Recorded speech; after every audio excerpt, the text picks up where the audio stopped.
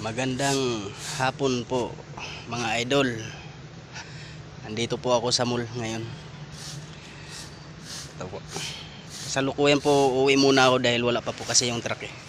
Pero ito po isasakay ko yan mamaya. Ito po. Ayan. Ayan po. Ayan mga idol. Lahat po yan isasakay ko mamaya. Madaling araw babalik po ako mga idol. Ayan. Ayan pa naman nasa loob mga idol. Ayan. Ayan kalakal ko mga idol, hindi po pa nadideliver.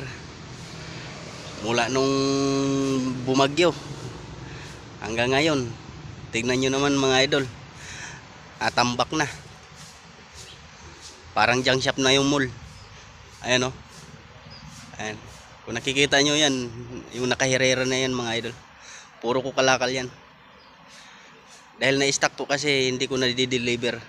Ayan o. Ayan pa sa kabila. Ayan mga idol. Ayan pa.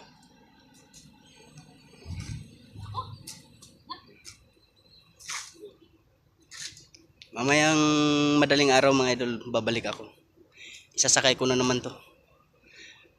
Ganyan po ka hirap yung ginagawa ko dito mga idol. Pero ayos lang para sa pamilya po natin yan mga idol. Kakayanin natin lahat para lang sa pamilya natin. Ayan mga idol, sisigrigit pa yan. Kaya lang ako natatambakan ng ganyan dahil minsan po kasi hindi dumadating yung truck. Minsan nasisira po kasi yung truck kaya ganyan nangyari, natatambakan ako ng basura mga idol. Hanggang dito na lang po mga idol.